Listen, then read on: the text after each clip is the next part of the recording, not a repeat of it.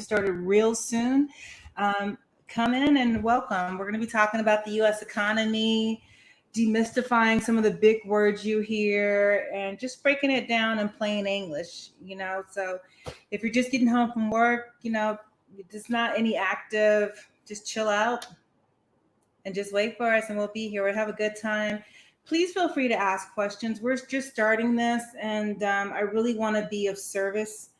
I'll go and introduce myself a little bit later, but I've got a lot of corporate experience, a lot of experience in the world. And, you know, a lot of these things that we're hearing now, they're big words and we want to break it down. If there's confusion, there's no such thing as a stupid question. I've been in the game for 30 years and I still be like, what are they saying? They have to repeat it. So we're just waiting for everybody to get in the room and we'll dive in deep. And I look forward to sharing my experience and knowledge with you guys.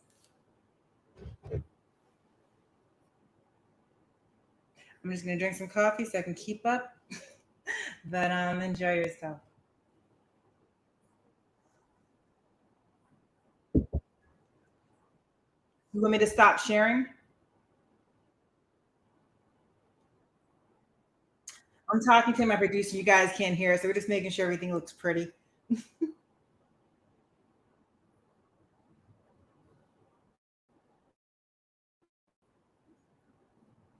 Isn't that your favorite one?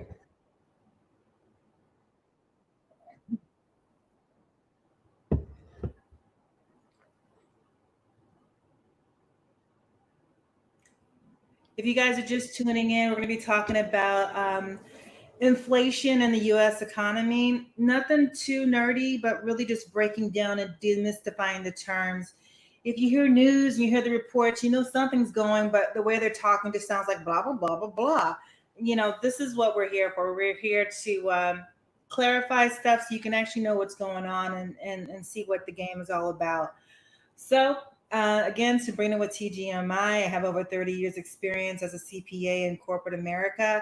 And I've been in these rooms and I see what's happening and I want you guys to be aware of it too. Not that I'm your savior, but sometimes it's good to see what's happening and have an understanding so you know how to make your next move.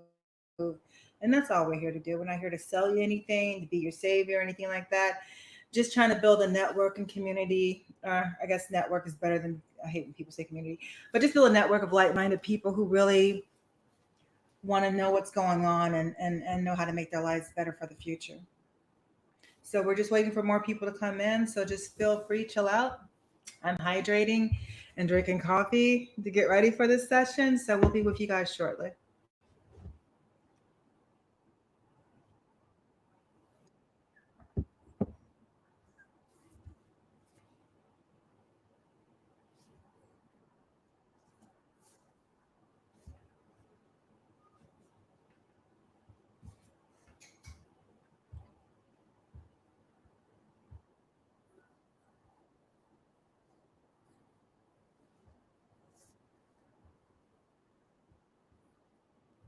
Hey, just curious since we're waiting for everybody to come in, why don't you just guys drop a chat, see where you guys are in the United States or in the world? And if you have any questions or curiosity about news reports, what's going on in the world, maybe some clarifications, or if you just want to chat about it, that's what we're here for. So feel free. I love to know who's watching and who's here.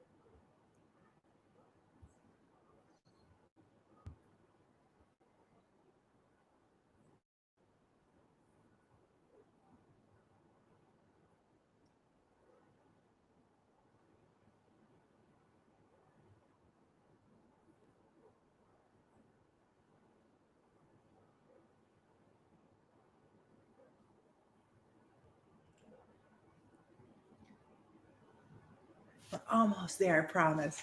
We're going to be starting real soon.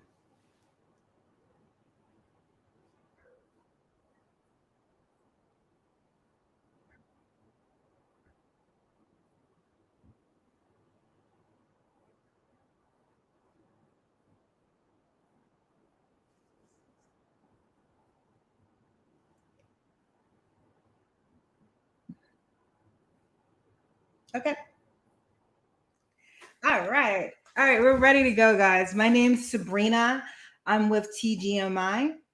We are a new organization and really what I'm trying to do is plant a seed of a tree I'll never sit under. I'm a certified public accountant. I built my firm from the bottom up.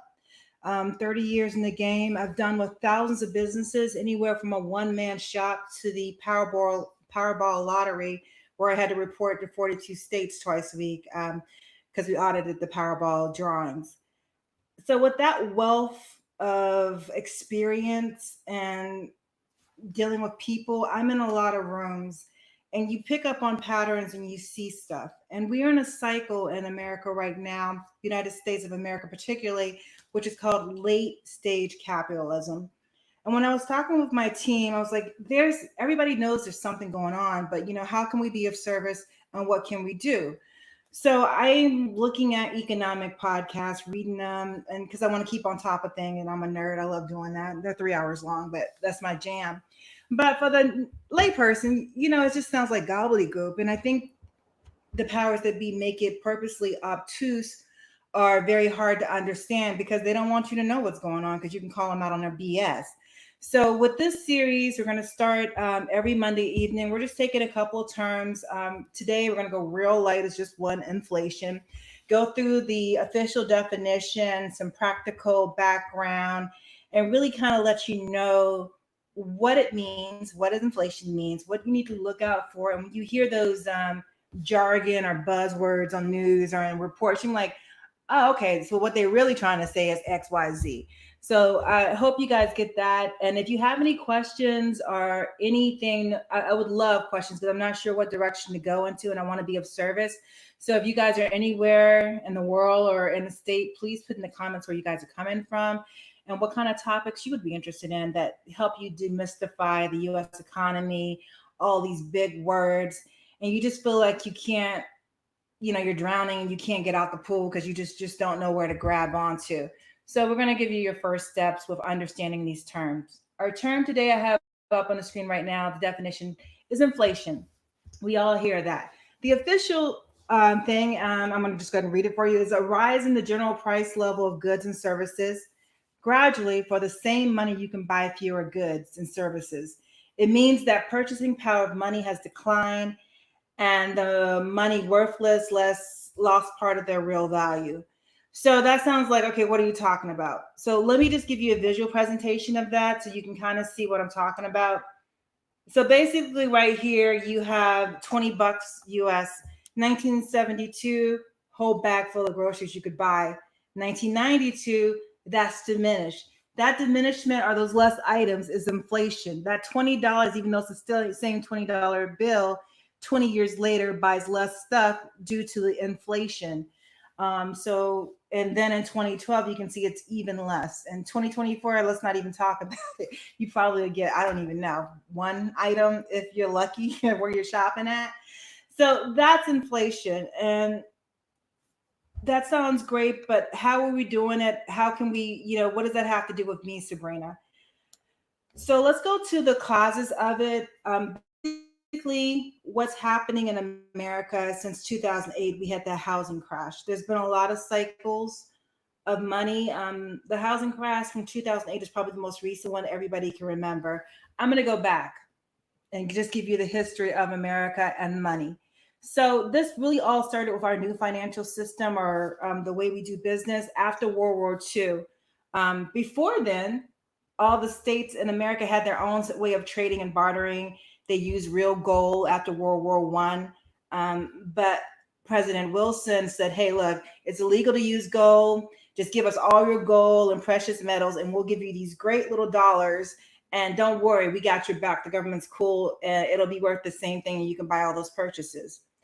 And so that changed the way America did its currency. And then we had a second World War and the Industrial Revolution around World War II, which is around the 1940s.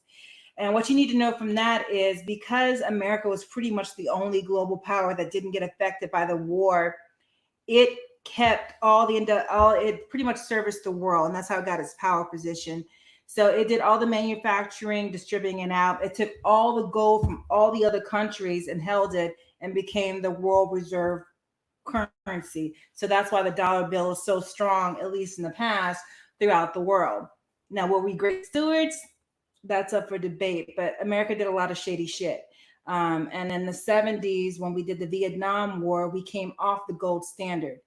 And when we came off the gold standard, there was nothing really anchoring our money, which makes inflation that more acceptable. So when we got off of that in the 1970s, we got on the gas dollar and we got into the system where we would regulate stuff. And what does that mean? Basically, the government just prints money. And when you print money, it makes your money less valuable. They're not really doing anything with it except for paying interest um, on the treasury bonds. So there's nothing being produced. So you have a house of cards. So jump forward to 2008 when we had the housing market crisis and the banks failed. Normally, what would happen in a capitalist society is that when the bank managers and the banks effed up so bad, usually what happens is that they go into bankruptcy and their unsecured creditors take over the bank, which would be me and you taking over the bank ownership and doing what we need to do. That didn't happen in 2008. The powers to be at the Fed and the government wanted to bail out the bank managers, and so that's what they did. And so that's why we have this loss built into the system. And it's not a matter of if, it's a matter of when it's going to happen. And we're in the late stages. Anybody can see after 2020 with the pandemic, with America, when we printed all that money for the stimulus, it's just getting faster and faster and faster. Where it was a gradual 2 to 3% per, they say, now we're getting to 10 to 20% inflation. What does that mean? You're working at your job making $100 2020. Now you're making $105.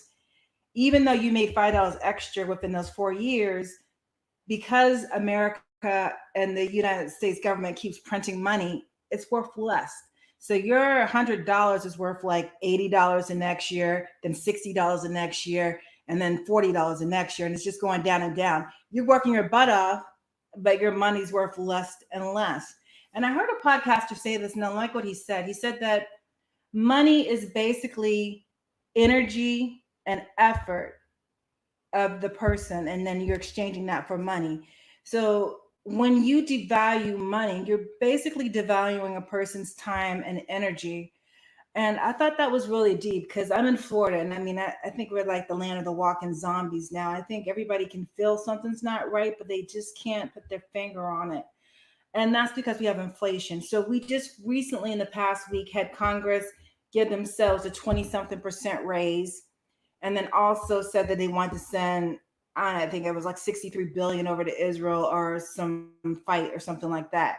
So when you hear them saying that they're sending money over to Israel or to another government, they're not necessarily printing that money and sending it to them. What they're doing is making that country sign contracts and then printing money and giving it to our private companies here. And basically they're just flooding the American market with more dollars. So let me just break that down because I've said a lot. Let's say you're in a small town with 1,000 houses and you have $1 million circulating money, and then the mayor dumps another $1 million in that area. Those houses are going to go up. Maybe not directly double, but they're going to go up in correlation because you put more money into the market without doing anything else, and so you devalue that money and that space. So that's inflation.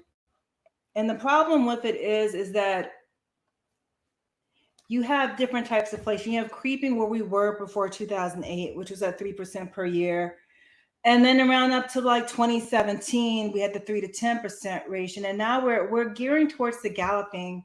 And it's a real feeling that the government's not saying in black and white, but you can feel it. You can see it when you go to the store. And you can see it by how your rent's being raised and all your bills and stuff like that. We're in that 10 to 50% raise now. So Sabrina, why are you telling this thing? Are you trying to scare me? No. What you need to do is just be aware that this is happening. So you can do one of two things. You can try to make more money to keep up with that and kill yourself, or you can break down your expenses and then really try to navigate, where you want to go. The biggest thing is that cash money is depreciating fast. So whatever you get money, you want to get assets that can make you money. That could be a house, that can be a car where you can do deliveries, that can be, whatever that can make you money. But not just like a gold watch or something like that. That's going to depreciate as well. So that's inflation. That's what's happening now in late stage capitalism. If you want more detail and to go in a deep dive, if you're nerdy like me, Ray Dalio has a really good series on LinkedIn with his book, and it talks about the life cycles of money and how we're in the end stages in America. Usually, currency lasts between 80 to 150 years. We're at that end of the cycle with America. Think of the Roman Empire, how it failed, and then the French Revolution, how that currency failed. It's not doomsday, it's just a matter of life. Life is chaos and there's cycles. And then, this cycle has never lasted more than 200 years. And, we're at that intel. So, what do you need to do? You really just need to be aware. You need to start putting your money into assets and maybe stocks or crypto or something that's going to keep up with the rate of inflation. I can get super nerdy, but I think I just want to keep it top level at this point so I don't scare too many people away. I usually glaze my marketing people over because I just love the stuff. I start going off on a tangent. That's pretty much it what I have in regards to inflation. I just want you to get away with it's not that complicated. When they say inflation, all they mean is like, hey, look, we don't really want to do anything. We don't want to make anybody happy. So we're just going to print money because that's easiest for us. We don't really care how it's going to devalue because that's, the next generation's problem. And it's becoming very aware. And I think Generation Z, and Generation Alpha are very aware of or feel the doomsday coming for them. Okay, so I'm going to ask, do we have any questions or anything for clarification?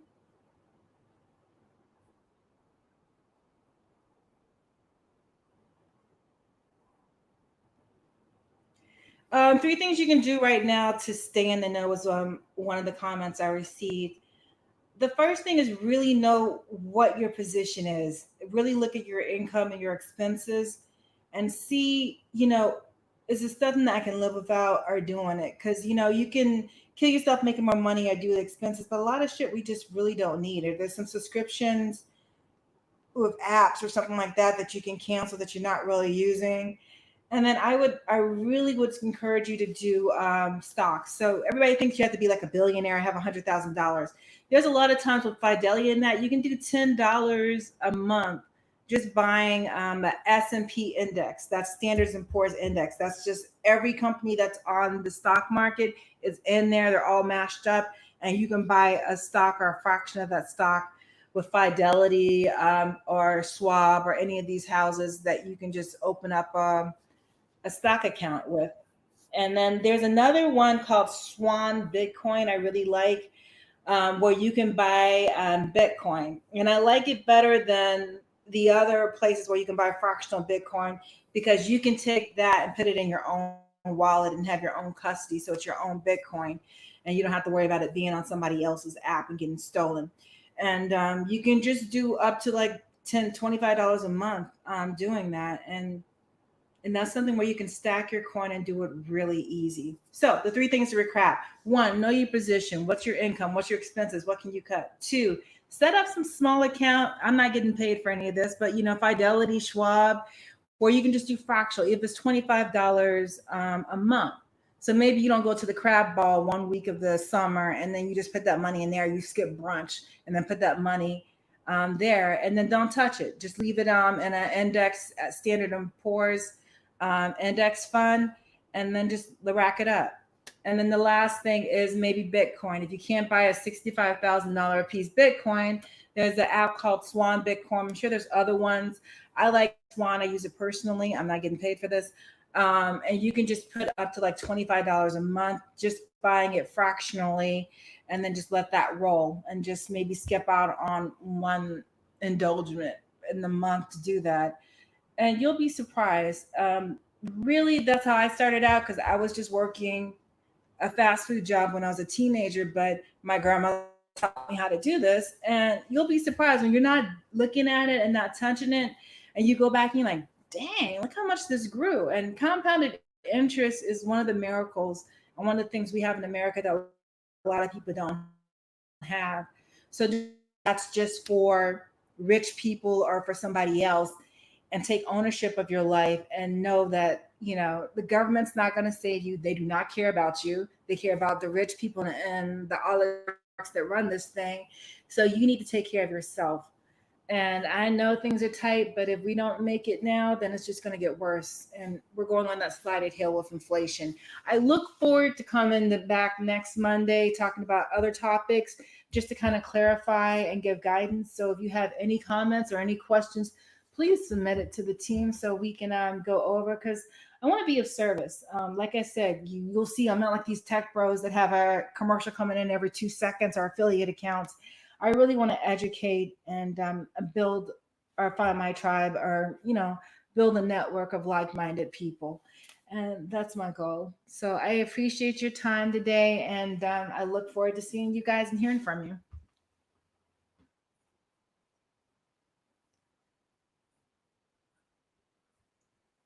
Okay, and I dropped the links that I referenced in the comments so you can have that also. So thank you. Look forward to hearing from you. Have a great day.